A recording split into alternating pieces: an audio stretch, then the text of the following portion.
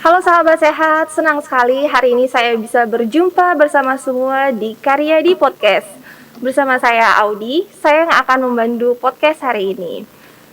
Hari ini pastinya saya tidak sendiri karena kita akan kedatangan narasumber tamu yang spesial sekali. Langsung aja saya sapa Dr. Dodi Priyambada, spesialis bedah saraf konsultan yang adalah dokter spesialis bedah saraf, khususnya subspesialis tumor otak. Halo, selamat. Dokter Dodi, selamat siang. Senang sekali bisa berjumpa dengan Dokter Dodi hari ini ya, Dokter ya. Senang sekali, ya, Mbak Udi. Sehat, Mbak Udi, sehat semua kita. Sehat, puji Tuhan saya sehat. Sehat ya, Dok ya. Sehat, Mbak Udi. Oke, terima kasih banyak ya, Dok ya, atas waktunya ya untuk kita bisa podcast bersama. Ya, dan kita hari ini akan membahas mengenai tumor otak. Tumor otak, Mbak Udi, Tumor otak ya. deket. Mungkin tumor otak itu sering ya didengar sama masyarakat awam, tapi sangat jarang gitu diketahui detailnya tumor otak itu seperti apa, gejalanya seperti apa, apalagi penanganannya itu seperti apa gitu ya, Dok ya. Betul, Mbak. Oke, Dok, langsung aja nih ya, Dok ya. Saya sudah mengumpulkan pertanyaannya nih, Dok ya, beberapa ya untuk dokter ya. Kan saya dengar baru-baru ini, tepatnya tanggal 8 Juni, itu kita memperingati World Brain Tumor Day ya, Dok ya. Betul ya, Dokter betul. ya? Tanggal 8 Juni, Mbak. 8 Juni. Terkait dengan hari peringatan tumor otak sedunia itu ya, mungkin bisa dijelaskan, Dokter, apa sih istimewanya tumor otak dibandingkan dengan tumor-tumor pada organ tubuh lainnya, Dok? Iya. Terima kasih, Mbak. Jadi tumor otak itu sebetulnya ya sama dengan tumor lain, cuma menjadi istimewa karena lokasinya. Lokasinya dia ada di bagian kepala, di mana rongga kepala itu rongga yang tertutup rapat yang dibatasi tulang tengkorak yang masif, yang keras gitu, yang tidak mungkin mengembang. Anda bandingkan tumor di rongga perut, ada tumor nanti ketahuan perutnya mengembang besar kayak gendut, bahkan mungkin kadang dikira hamil atau apa dan sebagainya. Tapi kalau kepala, tulangnya tidak bisa rongga kepalanya tidak bisa membesar karena dibatasi tulang. Jadi ini istimewanya di situ. Gejala-gejalanya baru ketahuan kalau ada gejala-gejala yang muncul, terutama gejala di sarafnya. Itu, Mbak. Itu. Seperti itu ya, Dok ya. Iya. Padahal kan kalau mendengar tumor otak, kalau berhubungan dengan otak gitu ya, sepertinya langsung seram ya, Dok ya. Iya, Dokter. Saya juga awal-awal dulu mendengar tumor otak, wah itu seram itu. Dengarnya vonis hidup. Oke. Sebelum nanti mungkin kita akan membahas yang sampai seperti itu ya, Dok ya, lebih mendalam lagi. Itu sebenarnya bagaimana sih, Dok, tanda-tanda atau gejala pada orang yang diduga atau yang dicurigai kalau ada tumor di otaknya, Dokter? Iya. Secara umum ada tanda yang general, yang umum, yang hampir pada semua kasus tumor otak. Kemudian nanti ada yang gejala khusus. Gejala umumnya adalah sakit kepala, nyeri kepala, yang makin lama akan makin memberat. Ya, ada istilahnya nyeri kepala kronik progresif kalau bahasa medisnya, tapi yang bahasa awamnya makin lama makin memberat. Kemudian gejala yang sering muncul kedua adalah pandangan mata kabur. Kalau melihat sesuatu jadi tidak jelas. Tulisan kabur, memandang sesuatu juga kabur gitu. Yang gejala yang lain biasanya adalah muntah yang tidak didahului rasa mual, muntah begitu saja. Jadi 3 ini adalah gejala umum. Kemudian nanti akan ada gejala-gejala yang lebih spesifik tergantung lokasi tumornya gitu, Mbak Udi. Tergantung lokasi tumornya tersebut ya gitu. Cuma kalau yang tadi dokter jelaskan itu tumor yang letaknya itu pada otak gitu ya, Dokter ya. Oke. Kalau gejalanya sakit kepala dan penglihatannya itu makin kabur, sebagai orang awam ya, Dok ya, saya yang tidak terlalu tahu tentang medis, apalagi tumor otak ini ya, Dok ya. Iya. Tentu saya akan periksa ke dokter mata, Dok. Karena kan masalah penglihatan tadi kan ya, Dok ya. Gitu. Iya, karena kan saya mikirnya jangan-jangan mata saya itu semakin kabur itu karena minus. Karena minus gitu. Atau itu menyebabkan terjadinya sakit kepala saya gitu, Dok. Ya, bagaimana, Dok? Iya, memang kadang bikin rancu, tapi khasnya di sini adalah sakit kepalanya yang makin lama akan makin memberat. Terus awalnya mungkin dia cukup dengan minum obat sakit kepala di warung, masih bisa membaik, lama-lama tidak bisa membaik, makin lama makin berat. Kemudian masalah mata, penglihatannya terganggu. Pada kasus seperti ini dia tidak bisa dikoreksi dengan kacamata. Oh, Pasien memang pada awalnya akan datang ke dokter mata, dan dokter mata ini akan mencoba mengkoreksi dengan dengan kacamata, tapi ternyata nggak bisa, dan dokter matanya akan mengirim ke kita. Jadi seringkali pasien-pasien tumor kita itu memang kiriman dari dokter mata, bukan datang langsung ke kita, tapi lewat dokter lain, dan sebagian besar adalah dokter mata. oh gitu. Dari mata ya. Dari mata Dari turun ke mata otak. itu mengaruh sekali ya. Oke, ngaruh sekali ya dari mata ya. Jadi bukan hanya yang nyeri kepala ya. Bukan Iya. hanya dari nyeri kepala. Iya, saya baru tahu sih dok ya kalau masalahnya itu juga dari mata gitu. Iya. Ya ini sangat pengetahuan sekali ya untuk kita semua ya. Yes. Menarik ya dok ya. Nah kalau pasien tumor ya, tumor otak khususnya, karena gangguan perilakunya oleh keluarga itu suka dianggap gangguan kejiwaan. Katanya suka ada seperti itu ya, gangguan kejiwaan, sehingga dimasukkan sampai ke rumah sakit jiwa, dok. Sebagai masyarakat awam, ini juga tidak salah kan, dok? Iya. Tidak salah ya, dok ya? Iya. Oke. Iya. Dan, Jadi masalah gangguan kejiwaan atau gangguan yang lain itu tadi yang saya sampaikan, ada gangguan sesuai lokasinya tadi, yang awal tadi sempat saya jawab itu. Secara umum ada sakit kepala yang jadi yang gejala umum ada sakit kepala, pandangan kabur, dan muntah. Ada gejala spesifik yang tergantung lokasi tumor.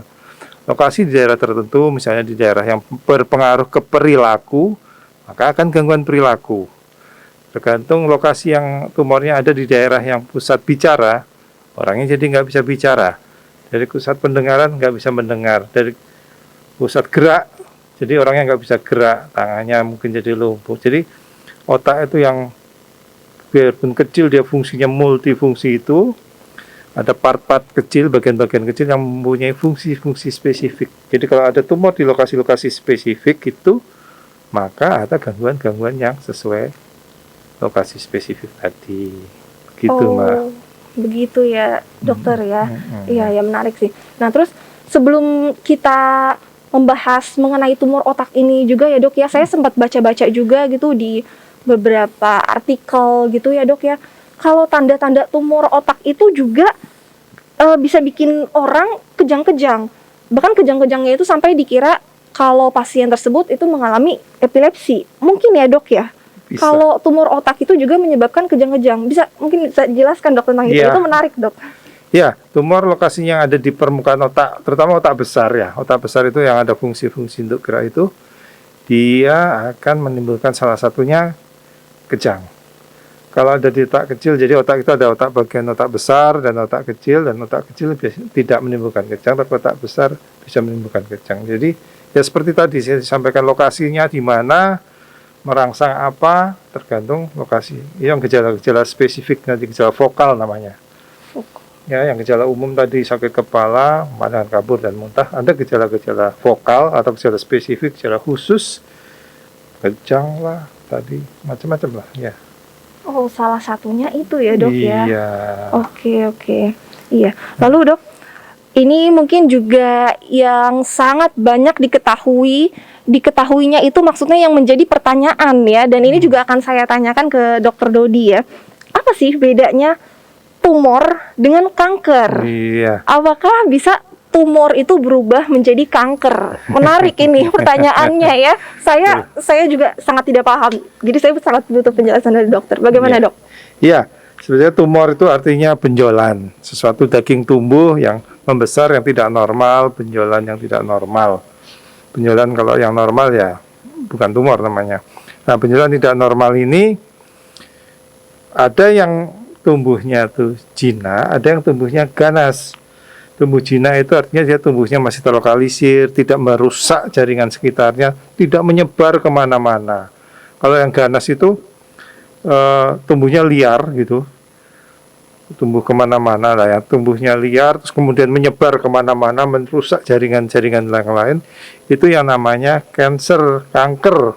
Iya. Ya, sesuai namanya kayak kanker atau cancer itu ganas. Jadi tumor bisa kedua, tumor jinak dan tumor ganas, dan tumor ganas adalah kanker. Oh, jadi perbedaannya itu ya, Dok. Oke, ini sangat pengetahuan baru sekali nih, Dok, buat saya, Dok. Ya, jadi semakin mengerti tentang hal medis ya, Dok ya. Oke. Lalu, Dok, apakah berbeda antara kanker otak dengan kanker pada organ tubuh lainnya, Dok? Seperti misalkan yang sering didengar itu kan kanker kandungan, kanker payudara, kanker paru-paru gitu. Dan lalu benarkah anggapan bahwa tindakan bedah itu bisa menyebabkan tumor atau kanker yang semula hanya di satu bagian, misalkan yang contohnya yang pastinya yang sering kita bahas ya, yang tadinya di otak itu bisa menyebar ke organ tubuh lain. Ya. Kita bicara kanker ya tadi ya, kanker yang tadi bisa menyebar, kanker ada tumor ganas. Tumor ganas di otak itu punya khasnya itu memang dia justru malah tidak kemana-mana. Bedanya lain dengan di perut, yang di kandungan, di payudara itu bisa menyebar kemana, di paru bisa nyebar, dan biasanya penyebaran terakhir itu otak. Jadi otak itu memang istimewa, dia sudah jelas tujuan terakhir lah gitu. Jadi justru yang di otak tidak menyebar kemana-mana, yang di mana-mana bisa menyebar ke otak, itu yang membedakan. Oh begitu ya, padahal kayaknya kalau udah berhubungan dengan otak itu yang paling seram ya, Dok ya. Tapi malah tidak seperti yang dibayangkan orang-orang, malah jujur ya, Dok ya, saya tuh baru-baru dengar cerita ya, mungkin ini juga sangat lagi hits banget ya ceritanya di sosmed, itu kanker kulit tapi ternyata jadi menyebar ke semua organ tubuh, bahkan sampai ke otak segala gitu. Tapi kalau kanker otak tidak seperti itu ya. Tidak bisa menyebar ke kulit ya. Oh gitu ya. Iya. Menarik, Dok. Lalu bagaimana, Dok, cara untuk memastikan adanya tumor atau kanker di otak bila terbukti bahwa memang ada benjolan atau tumor tersebut ya? Bagaimana caranya membedakan bahwa itu tumor yang jinak atau kanker yang ganas? Tumor jinak, kanker ganas. Oke. Bagaimana, Dok? Ya, terutama karena kita bahas yang di otak, terutama kita akan membahas bagaimana menegakkan diagnosa atau menemukan tumor yang ada di otak tadi ya. Ada beberapa pemeriksaan yang bisa kita lakukan untuk mendeteksi adanya tumor di otak. Yang paling sederhana adalah dengan CT scan kepala. Paling bagus kalau lagi dilakukan dengan pemberian kontras atau zat tertentu yang bisa mewarnai tumor itu di fotonya. Kemudian pemeriksaan yang lebih canggih adalah dengan MRI, magnetic resonance imaging. Jadi di sini pemeriksaan katakanlah ini lebih detail, bisa melihat jenis tumornya. Tapi yang pasti nanti untuk tahu jenisnya apakah tumor jinak atau ganas, kita ada pemeriksaan patologi anatomi. Jadi jaringan yang kita ambil, kita periksakan oleh seorang dokter spesialis patologi anatomi untuk menilai jenisnya ganas atau tidak, begitu. Oke, dan untuk pemeriksaan tadi yang dokter jelaskan itu pastinya sudah ada di Rumah Sakit Karyadi ya, Dokter? Ada. Dan kalau perlu, setelah kita tahu ada tumor itu, kita perlu misalnya lokasinya di mana, kompleksitas lokasi, ada pembuluh darah, ada saraf. Selain CT scan, MRI, kita perlu pemeriksaan pembuluh darahnya juga bisa nilai dengan pemeriksaan yang namanya DSA, Digital Subtraction Angiography, untuk lihat ada pembuluh darah yang terlibat dalam tumornya atau tidak, sehingga strategi-strateginya nanti untuk tindakan kita bisa lebih tahu. MRI kita juga MRI yang canggih ya, bisa melihat sekuen-sekuen tertentu sehingga tidak sekedar hanya tumornya, tapi jaringan otak sekitarnya, cerabut-cerabutnya bisa ketahuan. Jadi pada saat kita nanti melakukan tindakan, jangan sampai kita merusak jaringan-jaringan yang sekitar tumor itu. Ada pemeriksaan yang cukup canggih di Karyadi ini. Terima kasih. Iya, luar biasa ya, di Rumah Sakit Umum Pusat Dr. Karyadi itu sudah tersedia ya, dengan yang Dokter Dodi tadi jelaskan itu. Lalu tadi kan juga Dokter Dodi kan sempat bilang ya, bisa jadi kanker yang tumbuh di otak itu jangan-jangan tuh kiriman atau sebaran dari organ tubuh yang lain. Bisa. Iya. Nah, bagaimana cara memastikannya, Dok?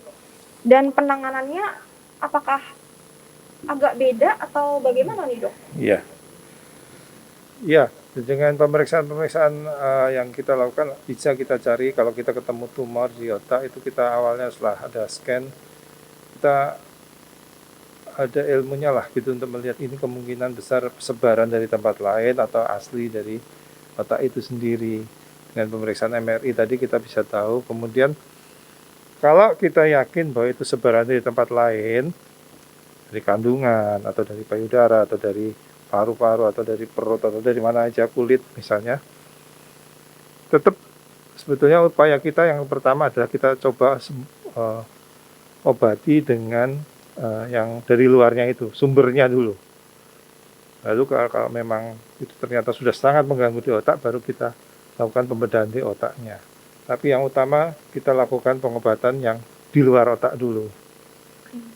Ya, sebisa mungkin kita tangani yang di luar otaknya sampai itu membaik, jadi tidak perlu ke otak. Tapi kalau memang di otaknya sudah terlalu mengganggu, besar sekali, menekan ke saraf-saraf otak yang penting, ya mau nggak mau kita lakukan operasi gitu, di otaknya.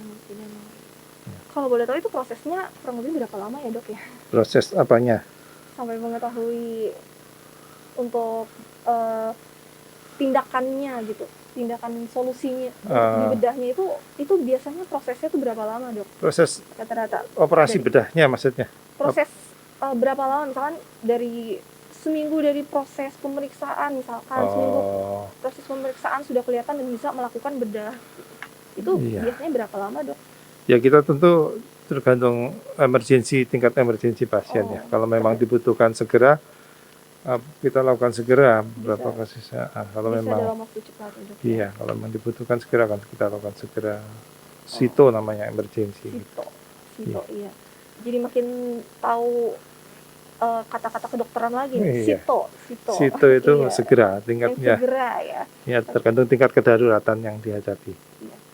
Lalu untuk masalah deteksi dini nih, Dok ya. Mungkinkah deteksi dini itu dilakukan sebelum ada keluhan atau gejala atau tanda-tanda tumor tersebut gitu, bahwa seseorang bakal kena penyakit tumor otak? Iya. Ya kalau yang ilmu modern kita bisa mendeteksi sampai ke DNA-nya dan sebagainya. Jadi ketahuan seseorang punya bakat untuk tumor. Beberapa artis besar seperti mungkin Angelina Jolie itu ya, dia akan hasil tracing DNA-nya ternyata dia punya bakat untuk satu tumor, kalau nggak salah tumor payudara, kemudian dia mengangkat payudaranya dan sebagainya karena takut suatu saat kan. Jadi genetiknya dia sudah punya bakat, kemudian dia di tracing dan ternyata memang itu yang canggih ya. Tapi yang kita bisa lakukan mungkin dengan pemeriksaan CT scan rutin atau MRI setahun sekali lah, kita bagian part of medical check up gitu.